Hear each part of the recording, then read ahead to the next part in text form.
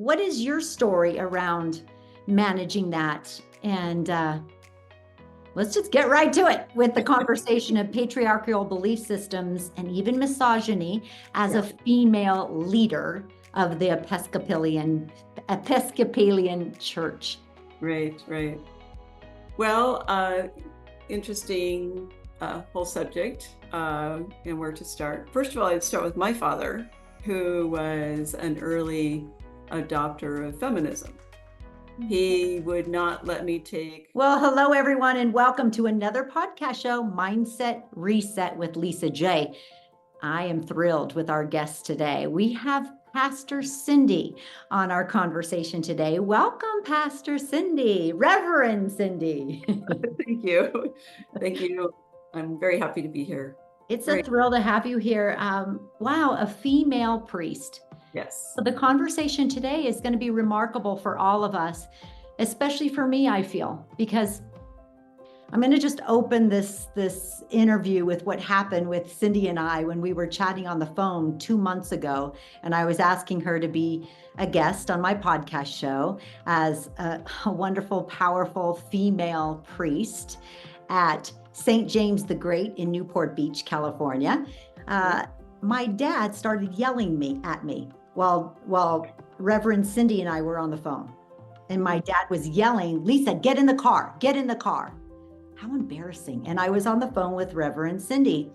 And then I said to her, "This is why I want you on our podcast, because I love my dad, and my dad's a good man. And my dad has patriarchal belief systems. There's a tendency of misogyny still there in my beautiful, wonderful 88-year-old father." Well, interesting whole subject and where to start. First of all, I'd start with my father, who was an early adopter of feminism. He would not let me take typing, home ec, sewing, anything in school. He had me take wood shop, auto shop, metal shop, and drafting. He said no daughter of his was going to be a secretary. Wow. And so I have to thank my father for that. And then he took me aside and gave me kind of the rules of engagement with, being a professional businesswoman. And I was in the corporate world, very heavy Fortune 100 corporate world. So I think he was a very big, tall presence in my life. But also, I just had a sense that no one would ever speak down to me. No one would ever take advantage of me. And it was very apparent that people came to me a lot with their stories. And you have to realize, too, in the Episcopal Church, well, actually clergy worldwide, there's only 15% are female clergy. So it's still patriarchal, entity, the church also, which, I'm trying to change in my small way, kind of walk that walk for my small life and basically take the bull by the horns and say, this is me. And I think it's important to stand up to power and to be brave and to just basically own it. Own the fact that you will be called names, you will be called all the things that, we see women, strong women called, but you have to kind of be like a duck, water on their back. You can't bend. And so I think I help a lot of people find their strength, men and women, honestly.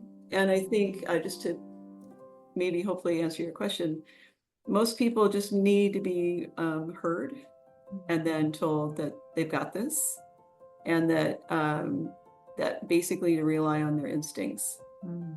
Now, if those instincts are, hurt and damaged, then we have to help people be strong and build them up instead of tearing them down. But anyway, your phone call with your dad cracked me up because I just thought it was like, it's nothing. Believe me, it's lightweight compared to what I've heard and gone through. It's it didn't even really cross my mind. So. Okay, good. Yeah. I can only imagine what you've heard, who you've helped, and the depth of the human experience that you manage and deal with on a daily basis. Believe me, that was nothing. So I'm sorry you felt that way. I didn't even, I would just like, let me get you off the phone so you can go do what you need to do. So. Yeah. Thank you. Oh, so good. I want to unreel what you just said a little bit. Go back to your childhood. Did you know at the time that you had a special father? Did you know? Did you understand? Was it comparable with your other girlfriends that your dad was different and he raised you quite special as a female and a strong woman? It's a good question. I don't think I did. I think, as any kid, you just take what you've been given. Yeah. And my friends, seemed to be normal. But my father was kind of like a Renaissance man. So, I mean, he was a sociologist, professor of sociology. He was a master carpenter. He was an Air Force pilot in World War II. So he was a fighter pilot. Um, and, he just kind of took the assumption that I was going to be a strong woman. I mean, it wasn't a matter of if I was going to college, is where are you going to college? Yeah. So there was just this, I think he just, it's naturally built up. And I think he always said to me, you're a leader, you need to, understand that. I also think being a tall blonde, you're noticed when you walk in the room. You have to carry yourself because people have expectations. I was accused of being aloof a lot, but it was more like a lot of stares when you walk into the room. And so I would just kind of put up my shields, you know what I mean? You just kind of shields up, And what I kind of now do is like just assess the room and see what I need to do. But there's a lot of expectation. And certainly as a clergy person, there's a real different type of expectation. If they even know what you are, because sometimes they think you're a nun, or are you the religious, or are you something, so. Well, let's get into that. So how did that calling happen for you? And walk us through that journey when you knew, wow, I know your background is art, architecture, and wow, the background that your father was the example for. Tell us a little bit about your career choice. And it is a career as well as a calling, isn't it, Cindy? Yeah, I think I would call it first a call, and I knew when I was 8 years old. Now, and of course, an 8-year-old doesn't know what to do with that. But if in times of reflection and meditation, definitely was there when I was 8. I had a strong presence of God. Like butterflies would light on my shoulder, and everyone would joke about it. But I had a next door neighbor who was a missionary to Africa. And she just taught me about the work of Christ. And I felt really called. I remember being in the backyard knowing that I was called, but I didn't know what to do with it. Didn't really talk to my parents about it, but was pretty devoted to going to church. We were a church-going family. And I just absorbed as much as I could and kept it in my heart as a secret. Like Mary, you just keep everything in your heart and ponder it. And then, I got into high school and college, and I still felt that kind of like call, but I wanted to bury it. I ran from it. Women's ordination was kind of just getting started in the Episcopal Church. We just celebrated 50 years of female ordination, which is huge, right? Only 50 years. So let's see, that would be 1974? Around then. Wow. Yeah. So, I mean, it was just not on my radar. But what was interesting is that my pastor came to me and said, would you be on the architectural team at the church? And then another pastor came to me, and I was getting my contractor's license, and said, would you build me a church? And then that kind of unfolded, and I started specializing in designing and building churches, religious spaces, synagogues. I even did a Hare Krishna, Mennonite, you name it, non-denominational. And with that, about halfway through that career, I also had a career in the corporate world and then went into my own company.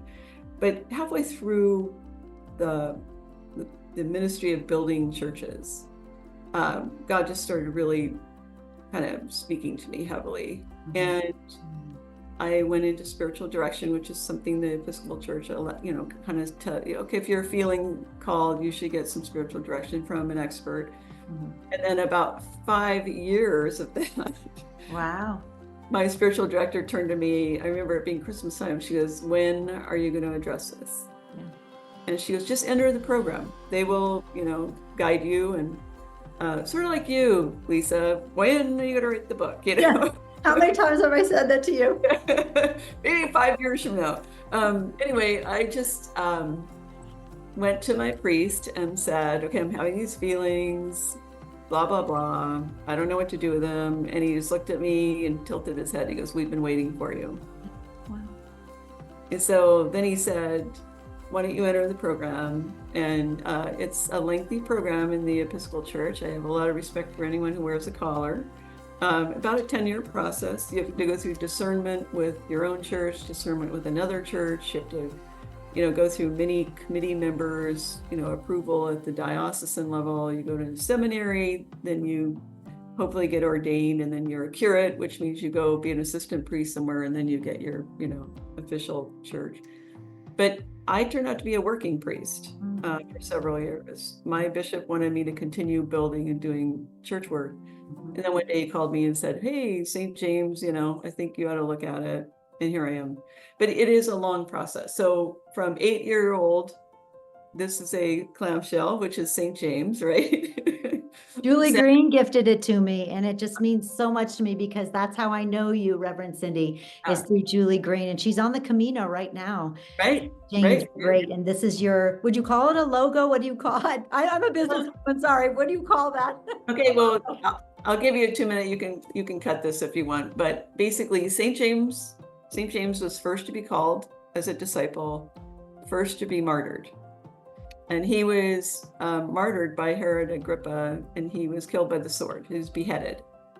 And legend has it that he was in another part of the world, and they put his body on a ship, and they, wrapped it up, put it on a ship, and there was a big storm, and his body fell off the ship and landed in Iberia, which is Spain, and it was covered with shells for protection, the body. So that became the emblem of St. James, is the clam shell. And then the I'll show you real quick, the logo for St. James, this cross right here. He was killed by the sword. So this is a very traditional St. James cross, through universal kind of language of a St. James church. And then you see the clamshell. So that's just church world iconography for you. But the shell is planted along the way of the Camino as a guidepost. They're embedded in the paths. Yeah. So that's the legend of St. James, is that he was covered with shells when his body washed up on the shore of Spain. Fantastic. I didn't know that. That's such a beautiful parable, but also truth, right? Because historically that's been proven. Julie Green shared that with me. I want to jump into 2 mindset shifts that you taught our audience. You didn't even know you did that, but you did. Here's the first mindset shift. I want our audience, our listeners, to give themselves permission that they don't have to speak every thought. They don't have to. You can have your own thoughts, and you can nourish those thoughts. You can question those thoughts. You can entertain those thoughts, and you can be in your own dreams and your own thoughts. Cindy, you shared that you had these thoughts, you had this calling, you had this vision, and you didn't share it with others. And that's okay. We don't have to speak every thought we have. Could you share with us a little bit about how can we give our listeners permission that they can just be with it in the morning when you meditate and you have your God time or just your alignment time? Relish your own thoughts. Don't share everything with everyone. It's your own soul. It's your own experience of yourself. Could you share a little bit about that more in giving our listeners permission to sacred thoughts? Sacred thoughts. I think that's really important, that especially in our society today, is people are really into judging and knocking down, or it's not right now, in my opinion, a real building up society. And so I think if you have these thoughts or dreams or aspirations, my whole thing is I always journaled, and I wrote them down, or I would process them in a quiet time. And I think that I found that it was more wisdom to process things on my own first before I shared them. Yeah. And I think that even if something happens, my staff knows this too. I'll say to them, I need to sleep on it. Mm-hmm. I'm not making a decision today. I'll sleep on it. And in the morning, it comes. If you have that faith that, between you and God or your dreams, that giving it space and time, it will birth. It's just like the birth of a child. No one's talking down there, you got to do this, you got to do that, but it's allowing the space and the time to process things, and don't rush in. Yeah. Sometimes you have to rush in. I mean, if you're, have deadlines and whatnot. But I think people don't listen to their gut enough, which I would call your spirit. Yeah. You're not listening to your spirit enough. So okay, so let's give our audience permission right now. Everyone who's hearing my voices, give yourself permission to enjoy and relish these sacred thoughts that you have, these sacred dreams. You don't have to rush out and tell other people. Just I think a model for that is Mary. When she found out she was pregnant, she pondered these things in her heart. And I think if whatever spirituality you practice or whatever faith you practice, I think that here you had a huge thing happen to her, and she just needed space and time to process it. And we kind of skip over that even in the church. And she had this monumental announcement, even if it's you think it's metaphorical. I think most of us don't give our dreams enough time. Say that again. We don't give enough time. We don't give enough time to our dreams. Yeah. So our dreams matter. They were gifted to us by Source. I truly believe that, Cindy. They were gifted to us by Source. And when you receive a gift, you take time to tear open the package, right? Unless you're a kid on Christmas morning. But just as a mature woman, a mature man, a mature force, you just take time to relish your dreams, to be in the presence of the dreams. They are sacred. And I don't know, I'm just so moved by that, because I've seen the results for me taking the time every morning to just be with my thoughts and my dreams and my visions. And I'm sitting in one right now. I mean, this is the retreat center that Jeff and I looked for 14 months. We made 3 different offers and lost all 3. And then this one we found just 6 weeks ago and closed like that.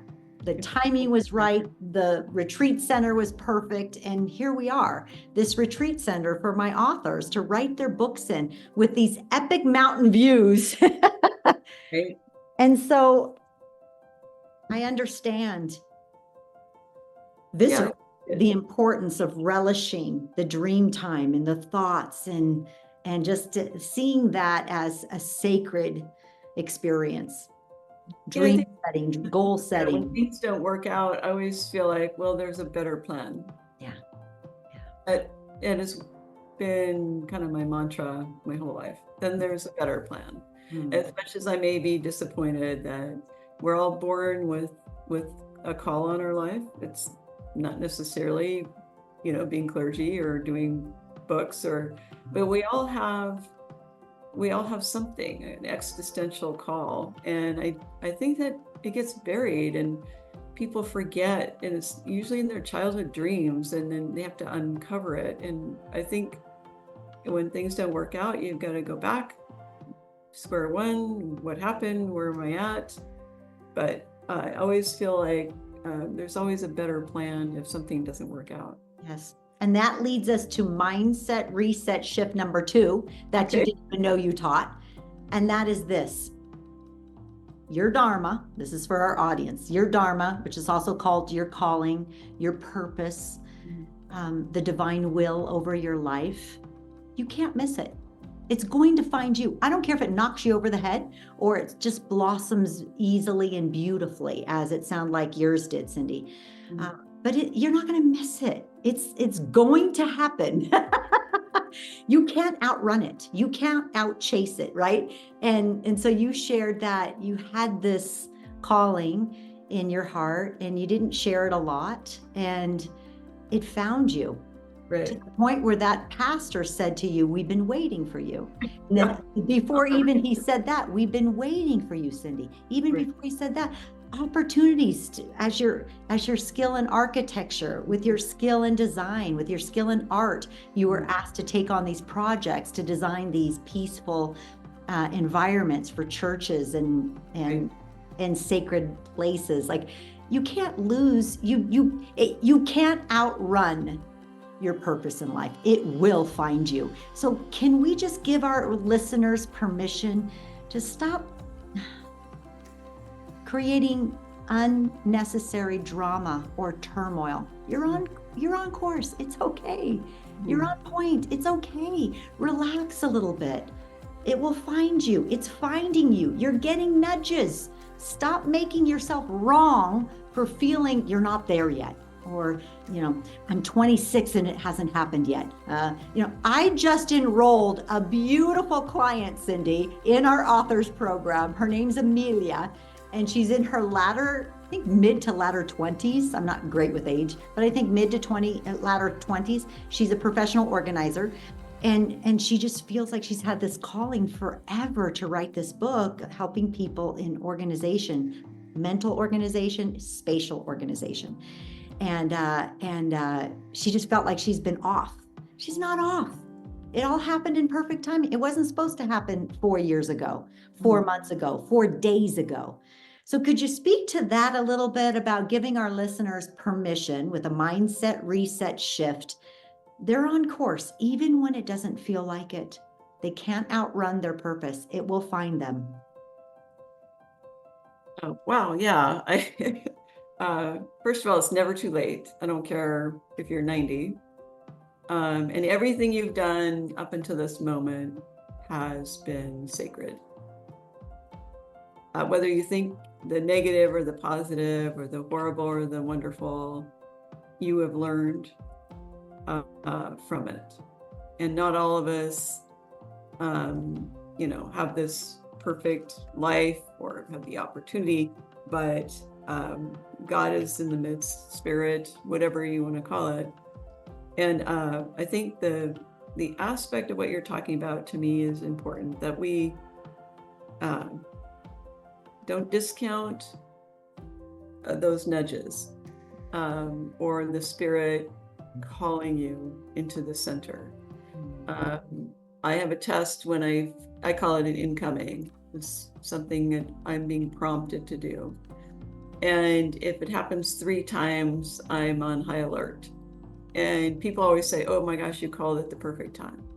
Or I can't believe you knew that I needed to hear from you. But if you start listening to that still small voice, you'd be amazed. So for instance, I've had brushing my teeth or whatever, I'll feel like, oh yeah, I should call so-and-so. And then it gets to be a harder impression during the day. And then maybe that night, it's all calling me, oh my gosh, this is what happened. So they call it the Voorhees vortex. I don't know. It's kind of funny, but I think vortex. Yes. I think everyone has it. Yes, everyone has it. I think we just ignore it. And I always tell people you have it. You just have to be sensitized. You can't be wrapped up in, always, sure, we got to go grocery shopping. We have to do all our stuff. But we have to take time to center. And those incomings do come. They come if you can quiet your mind, understand that no one's life is perfect. I look across the church and across the pews, and no family is unscathed in life, and realize that we're just on this journey, and we're supposed to be helping each other, and we're supposed to be, doing good, helping each other be fully human. And I think that the nudges, as you call the spirit, is to make us whole, is to bring us along no matter where we are. It's never too late. If that makes sense. I love that. I love that language too, incoming. I'm going to receive incomings today. Yeah. Incoming. These are Yeah. the nudges from source, the incoming. And then you said the number 3, I like that too. So you'll get an incoming, a nudge, and then maybe fluff it off. And then the second one, but by the third incoming or Yeah. specific nudge, you're like, okay, I heard you. I'll be obedient, or yes, I'll complete this, or yes, I'll make that phone call. And it gets stronger each nudge. That's what I've paid attention to. It's like, it's kind of like, focus, I'm telling you right now, you need to call that person. And now, you know, by the third time, it's like pretty loud. So that's what I've, you know, practiced, and people just say, wow, but you know, it's like you feel something happen to a loved one, stop and acknowledge that and maybe call then. But those are the spirits nudgings. Those are real. And and may I say, it's for business too. In my business, you guys, I can't tell you how many times I've been placed at the right place at the right time to get a speaking engagement, to meet you, to help my followers and the audience of my podcast show. Like I'm just always put in the right place at the right time, because I believe I'm placed at the right place at the right time. It helps me in my business. It helps me with my relationships. It has saved my marriage many times, these incomings. And so, wow, we give you guys permission, the audience, to acknowledge your incomings, to get quiet with your thoughts and these incomings, but then also don't, you know, they're happening right now. Like, what did you just notice right now in our conversation with Cindy and Lisa J? An incoming just planted right there in your thought, in your heart. What was it? Jot it down. And right when we're done with this interview, complete that incoming. I call it just obey inspired action. Obey inspired action. So much is happening for us, right, Reverend Cindy? So much is happening for us.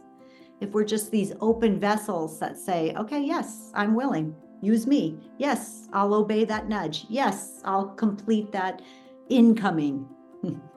Right. And I would like to, kind of affirm what you're saying. It works in business. It works in your family relationships. It works with strangers in the store. It works at the, you know, wherever you are. It's being kind. It's looking people in the eyes. Maybe amazed what you can draw in from your fellow human beings. I also think that we need a lot of kindness right now. And I think that wherever you are, just smiling and giving people eye contact is so important right now.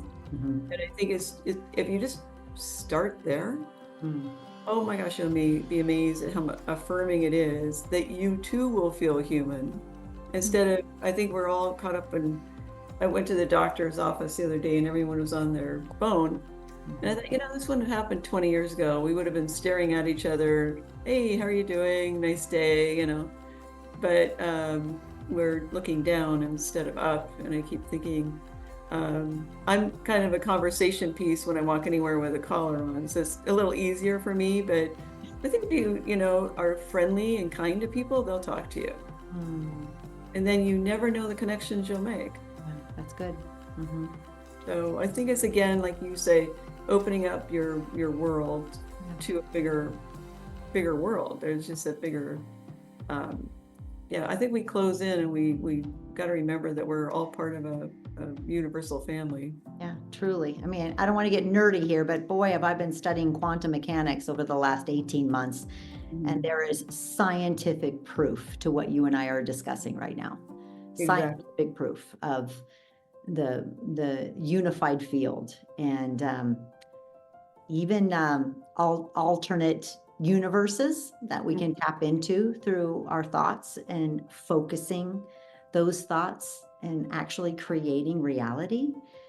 It's a nerdy conversation in the quantum realm, but I love the quantum, because the actual definition of quantum mechanics is the study of the invisible. So my language that I tell my engineer husband is, it's the study of God. Finally, we have a science that proves God. And he's like, oh, Lisa, that's not quantum mechanics. Oh, yes, it is, Jeff Johnston. Yes, it is. The definition is the study of the invisible, the study of the very small. But now that we have these high-powered microscopes, we can actually study what was once invisible. And they're not even Newtonian physics. We can't even follow Newtonian science in the quantum realm. It's a whole brand new science that we're learning in the quantum. And I'm telling you, Cindy, when I read about quantum mechanics, I find it in scripture.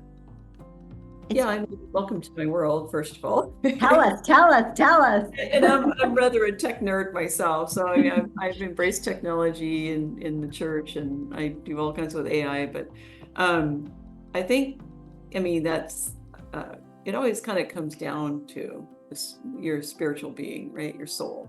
And you've been talking about your soul and soul care and how you take care of that. And I think I want to, if you don't mind, I think we touched on it a little bit.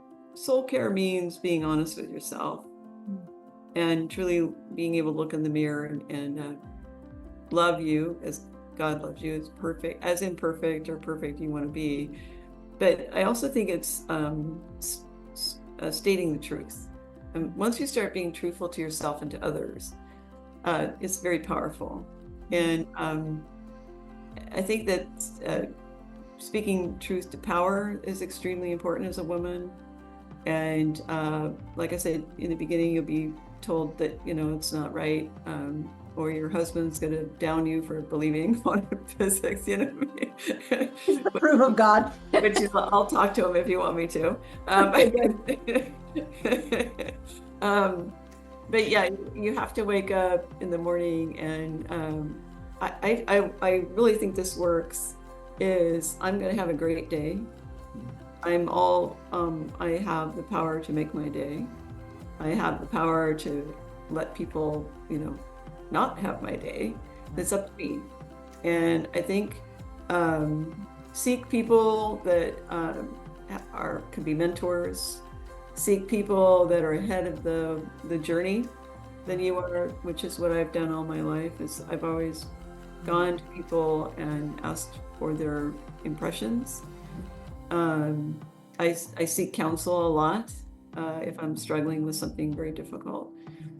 We should for a community around us, but more importantly, I think we have to be truth tellers. And I think a lot of times, especially women, and I don't want to bag on women, is that we try to please people too much. Yeah. And I think that's the shift that we need to make. Is like, okay, I always tell people, put the oxygen mask on yourself first, and like in a plane, and then the person next to you. We have to be healthy, or we can't help others. And so I have a question for you. Will you coach me right now? Okay. So I had a challenge a couple of weeks ago, not telling the truth. I have a dear friend who I love, and this person came to one of my mastermind retreats, and I wanted this person to be a sales rep for me and make some phone calls for people who registered for my free course, and then say, do you want to set up a call with Lisa J, see how she can help you further. I decided not to hire her for my own personal reasons. I had conversations with some other people, and I just decided as a businesswoman not to hire her. I didn't tell her the truth. I told her I decided not to hire a salesperson. Then she found out that I hired somebody else, and it hurt her deeply. What's your coaching to that? Cindy, why couldn't I just tell her the truth? I didn't want to hurt her feelings. Why can't I just tell people the truth? Why are we so afraid of me? I'll just talk about me. Why am I afraid to tell someone the truth? Why am I not valuing my truth? I'm hiding my truth because I want to take care of other people, or I don't want to hurt other people, or I do it a lot. It's kind of classic. I think I first tell people, take the long view. She found out that you hired someone else. So you play it out. Take the long view. It's a three-dimensional thinking. If I make this chess move, and I hate to say this, a lot of people play checkers, but I played chess. And I play three-dimensional chess. You do not want to mess with me. I take the long view. I take 4 or 5 steps further and say, how is this decision going to be played out, and how is it going to affect everyone concerned? Because a lot of times I think we self-sabotage by saying, oh, we take the easy way out. Oh, I don't want to hurt that person. But it's also the person needs to hear that, hey, you're not qualified, and these are the reasons why. I try to hit things head on constantly in my position. Okay, so you went out of this. Okay, well, what is that? What is that going to mean in 5 years? What is that going to do to this relationship? What is that? So you can make the decision, but I want you to know clearly the ramifications by the time you leave me of what is going to happen. So you have thought it through. And I think most of us are people pleasers. We don't want to hurt people's feelings, but who's it hurting ultimately? Us. So I always say, out of love, we have to tell that person that this isn't the right situation. Especially in an abusive, you weren't an abusive, but I always say, people say, oh, we have to love our neighbor. No. Out of love, you tell the person no and say, I hope you understand I'm doing this out of love, because you need to learn not to be abusive. And I'm going to put up my shield and say, you can't do that. So I always say to people, you actually hurt a person a lot of times if you don't speak truth. Now, it's your truth and they can disagree. But most of the time, if you come from your gut, again, your heart, say, I don't want to hurt your feelings. I'm really struggling with this. But I just don't think it's the right thing for me right now. But yeah, I think I give you permission to kind of think the long view. I always tell everyone, take the longer view. Don't just like patch it up right now in front of you because you're busy. Have a cup of tea or whatever and say, how am I going to approach this? Long view. Okay. Good coaching. I received that. Yeah, really good. I'm even working on that with my staff members.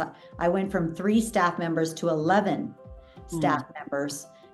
We can talk about staff members, Cindy. You can give us some coaching with that. That's a big jump. Wow. And I had to take a course. I actually hired a coach and took a leadership course on how to move a staff in the same direction. I didn't know I was so bad at it until I started doing it. And yeah, I'm getting better because I took this course and I have a coach. Now this is a mindset. I actually purchased a card for myself that said, to the best boss ever.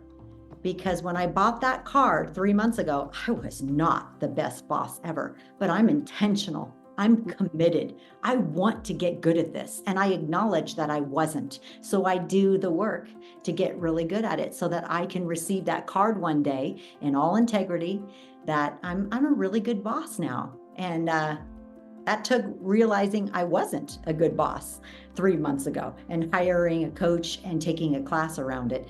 Can you give us some thoughts or advice, coaching around managing staff well?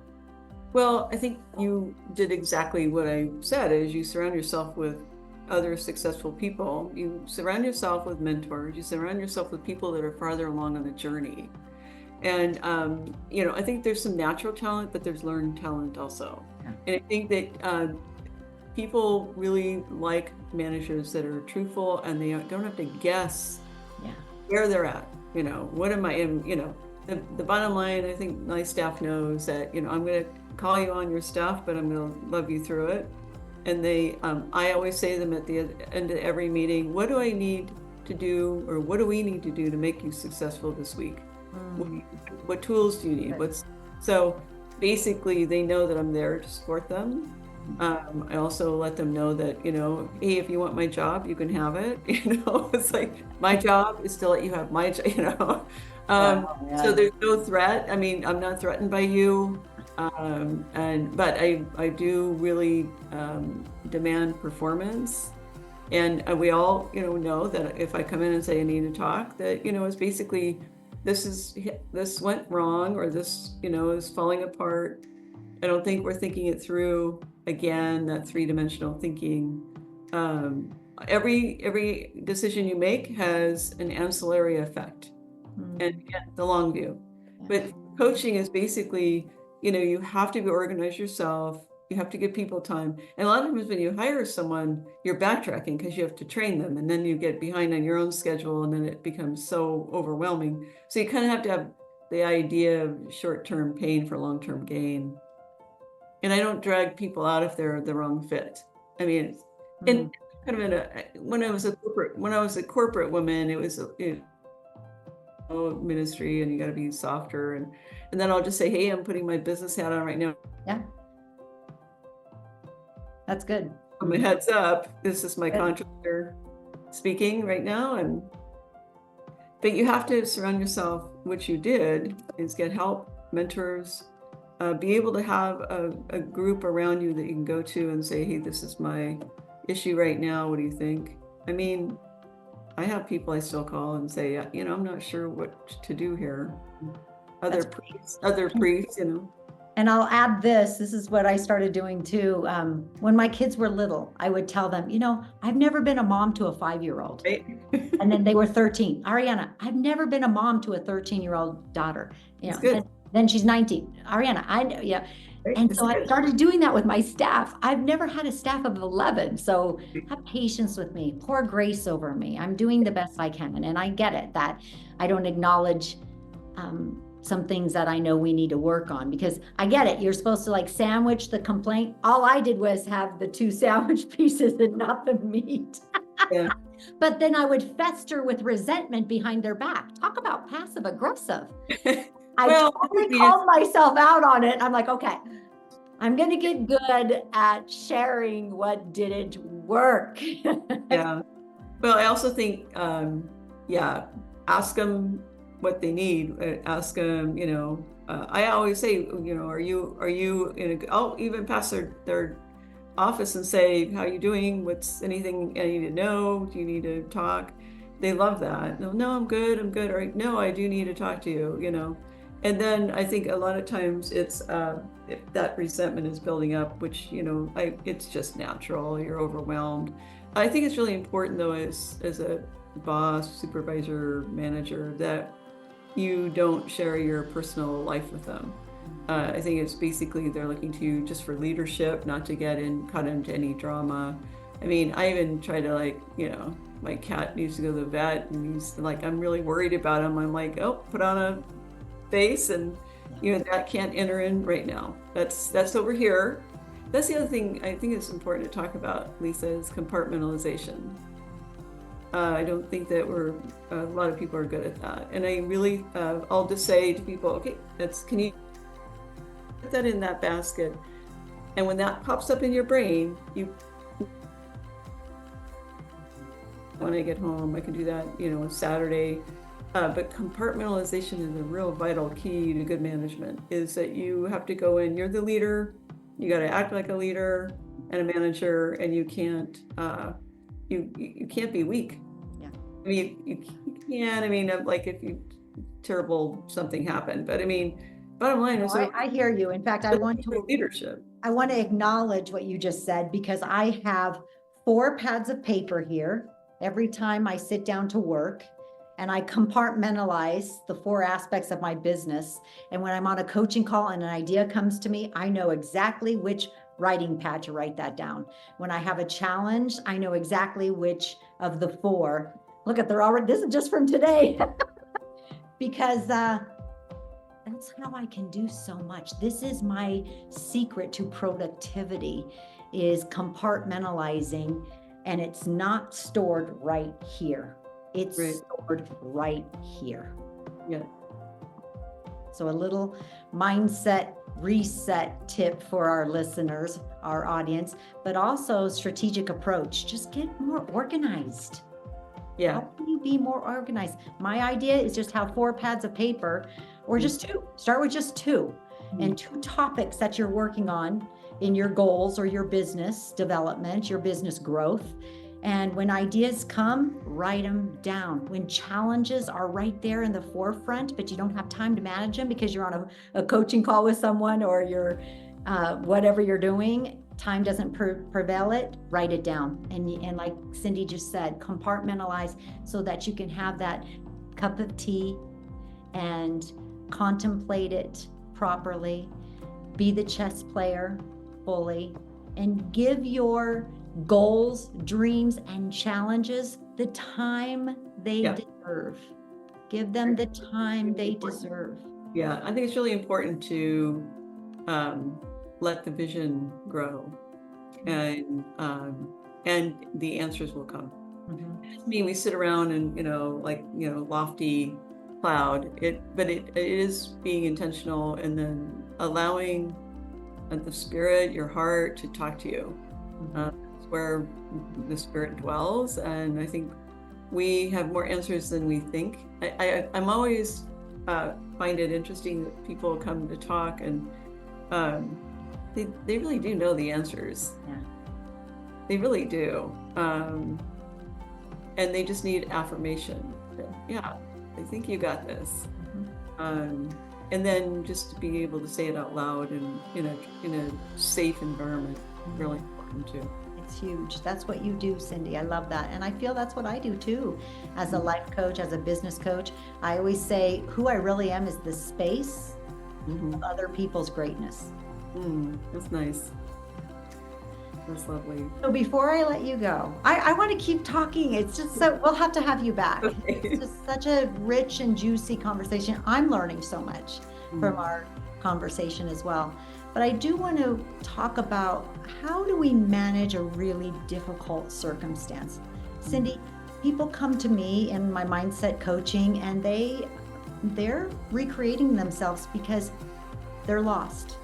Either they lost a job, they lost a spouse, they lost a dream, they lost confidence, and they're overwhelmed. And they come to me to help them get back on track and to build belief in themselves, to boost their confidence, and then they can create that clear path, whether it's a strategic plan or any idea or any goal brought to fruition. But first, the underbelly of creating that strategic plan is managing a lost dream, managing a lost vision, dealing with a difficult circumstance. And maybe we're suppressing it. That's called oppression, people. We all do it. We got to stop suppressing and oppressing these circumstances. You're mad at that person and you haven't cleared it up with them. I'm speaking to the audience, not you, Cindy. The audience, you're angry with someone and you haven't cleaned it up with them. You're oppressing those emotions. Believe me, my friend, it's coming out. So you're suppressing or oppressing a circumstance that really hurt you. And you haven't managed it or dealt with it or dissolved it with a mindset coach or dissolved it with your therapist or your reverend. It's affecting you, people. It is. It's affecting you. So Cindy, how do we give our audience permission to delve into that ugly part, that difficult circumstance? And maybe you have a story of how you too had to deal with somebody who betrayed you or somebody who made fun of you. I don't know, like what happened in your life that was really difficult for you that you had to deal with before you could move forward in your occupation, in your care for others, and in your calling? Well, first of all, let me deal with grief, because you can't away. And it comes in waves, and if you've lost someone, just know that it's okay, but you can't get stuck.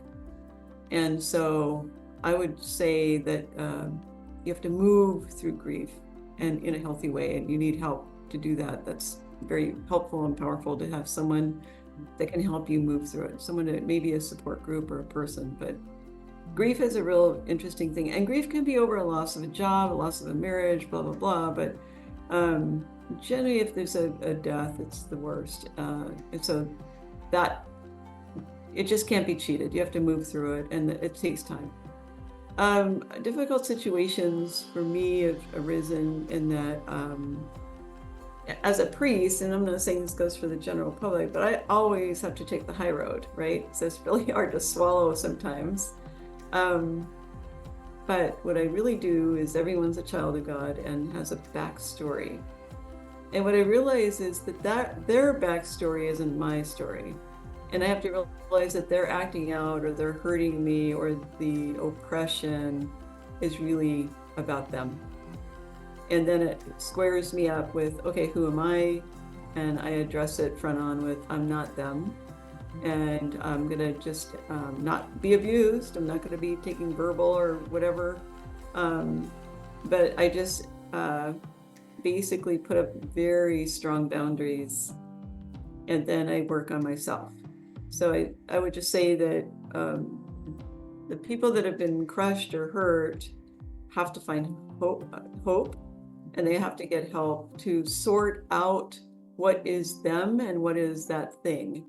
And a lot of times just having someone listen to you and help you process through the reality of things, what you're imagining, what your childhood has brought to the table, and that lens you're looking through could be part of the hurt, or you're in a place where it repeatedly happens. Why are you kind of like that lightning rod? Some people say I keep picking the same type of person. I'm like, well, why are you picking that same type of person? We are our own common denominator. Yeah, and I think that the outside influences, though, I don't want people to be afraid to be in community with people. But it is a different world. I mean, it's much, we know our country is divided. We know that we got a lot of social media coming at us. We have a lot of, information we have to process in a day. And my whole thing is, you have to stop. You have to stop and really work on yourself and work on these fears or hurts, because they're not going to go away. That you have to process them. And generally you need help.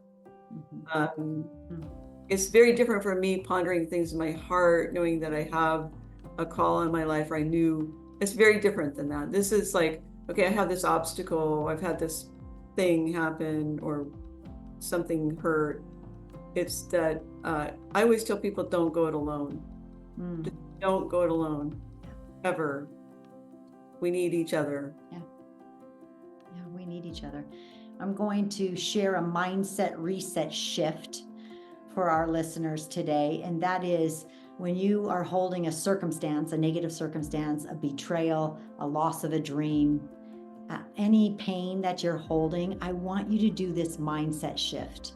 And I want you to create a distinction between who you are and the challenge you're dealing with. Right. How you do that is you just close your eyes, take several deep breaths, and turn your challenge, that betrayal, that pain, that circumstance, that failure, that loss, turn it into a smoky purple color and allow it to move out of you and over there in that side of the room, and open your eyes and look at it. And that is what there is to manage, but it's not you. So step number one in dissolving angst within our nervous system, our brain, our hearts, our souls, our essence, is that we create a distinction between what happened to us and who we are. Because who you are, as Cindy just said, a child of the King, a child of God, pure light, created in the image. Right. And so when you can create that distinction, now you're not a victim. You are a victor, more than a conqueror. And you can manage that challenge, that difficulty, that circumstance, that betrayal. It's not who you are, people. So do that silly exercise for us, because it really helps. It helps your psyche to create that distinction. And then you can manage that challenge with who you are, which is pure light. Yeah, and I would also say time is on your side. I mean, I think, again, is processing things, seeing the thing on the other side of the room, like you say, is very healthy. It's that realizing that you don't have to carry it. I would say give it to God. It's kind of a cliche, but I think it's. So how do we give it to God, Reverend Cindy? What does it look like? So here's someone, they're listening to us right now, and they are burdened, and they just tried that exercise, and they're like, even that didn't work. How do they give it to God? What does it look like? Yeah, I think that's probably the tricky. For me, it's easy to say, can you just come to church and sit in the back pew? Can you just let the music go into your body and out. Inhale, exhale, take communion. We call it Eucharist. But my whole thing is the be in a place, maybe that would be a great way of saying it. Be in a place where it feeds you. And, maybe it's music, maybe it's your pets, maybe it's going for a walk, maybe it's Colorado, the view. You have to get silent. You have to be able to just surrender to the thing that's happening and realize that time will heal and time will take care of a lot of our stuff. It's amazing to me how, yes, you have some mechanics, you may have to, go pay your rent. I don't know, but it's amazing once we open our heart up, how the answers come and how God kind of sends the rescue team. I can't even put it any other way. No, that's beautiful. Say it again. God will send a rescue team. It happens. It's always that, and people will tell you that in their stories all the time. I don't know how that happened, but I was sitting there and this person walked out. I'm always amazed to hear people's stories that, I fell into this. I'm like, oh, did you fall into that? Or was that really, a God moment? Yeah. And I'll say, one of my coaches shared with me, I've heard him, Kyle Cease, he shares this on platforms with thousands of people in the audience. He says, everything always works out for you. Don't we say, everything always seems to work out for me. What if we lived from that belief every moment? And the first time I heard him say that, I'm like, that is the most powerful mindset reset. Let's just live from the faith. Let's just live from the space, from the belief of everything always works out for me. It doesn't feel like it right now. I feel weak. I feel less than. I feel broken. I've been betrayed. I've tried even that mindset exercise but everything, what if we just lived from the truth, from the faith, from the trust of everything always works out for me. This too shall pass. Everything always works out for me. Live from that space. Because would you agree, Cindy? So many people say that, but then their life doesn't represent that, or their peace within doesn't represent that. So let's really take that on, audience, that we will give ourselves permission to say those words and to believe it, that our life looks like we believe it. Things work out for me. I'm divinely guided. This too shall pass. What did you say? The rescuers are coming. Yeah. The rescuers are coming.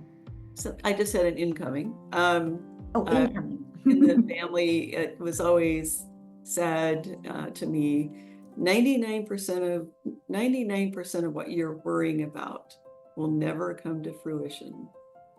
And it's guided me so much in my life. It's like, 99% of what I'm worried about never comes to fruition.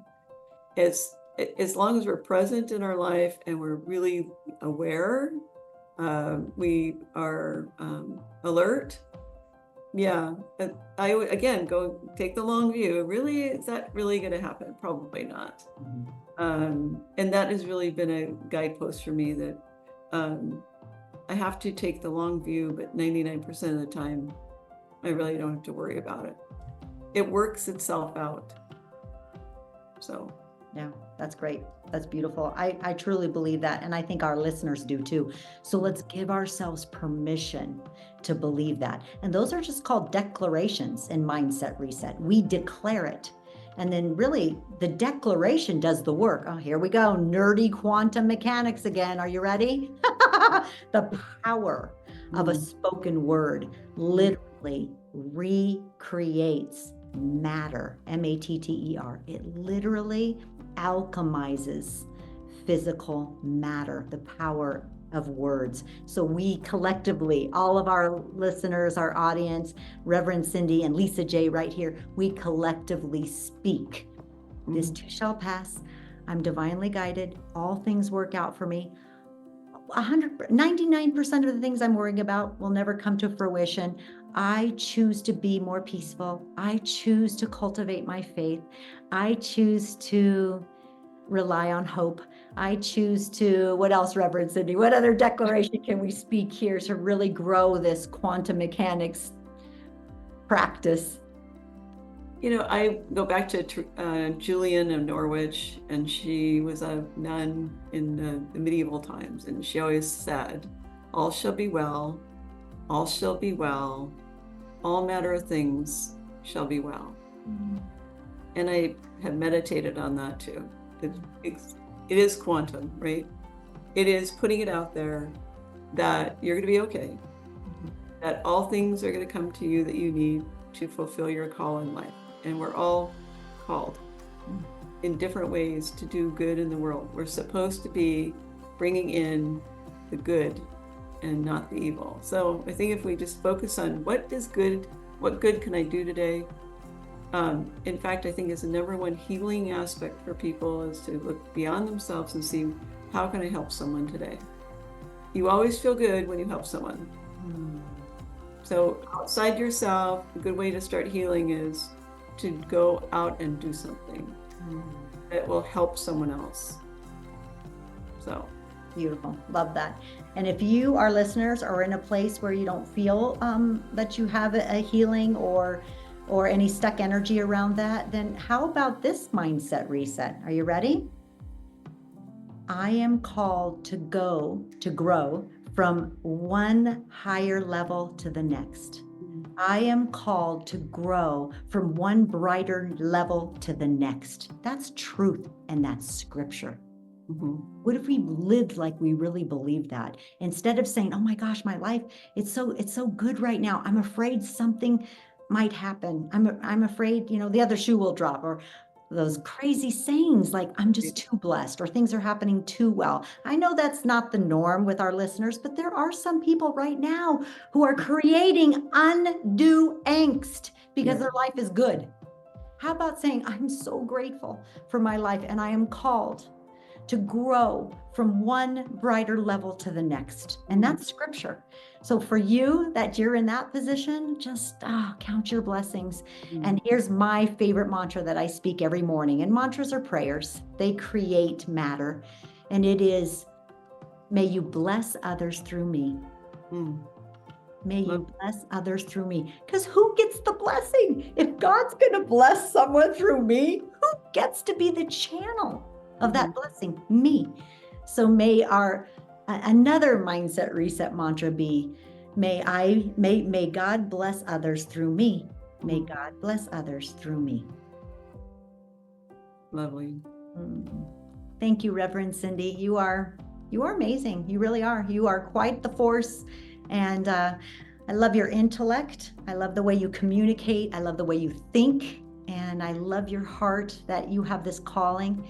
And you are actually helping so many, even right now on this 1-hour interview. So thank you for saying yes, and we'll have you back on again. So thank you for being on the show. Thank you, Lisa. Okay, we'll have Reverend Cindy back again, you guys. Thanks for listening today, and we'll see you next time on Mindset Reset with Lisa J. Bye for now. Are you ready to learn a formula to help you stop being stuck in fear and level up your productivity? To go from being overwhelmed to a high performer? To turn your scarcity mindset into an abundance magnet? Then you want to come to the Mastermind Retreat in Tuscany, Italy. You'll enjoy 6 magical days immersed in the beauty, the culture, the richness of the Tuscan countryside, Florence and Siena and San Gimignano. You'll mastermind with other like-minded people in a 13th century castle as you apply my Mindset Reset formula to recreate yourself, your business, and your life. There's only 2 spots left. Get registered today at lisajcoaching.com/retreats. And I'll see you in Tuscany.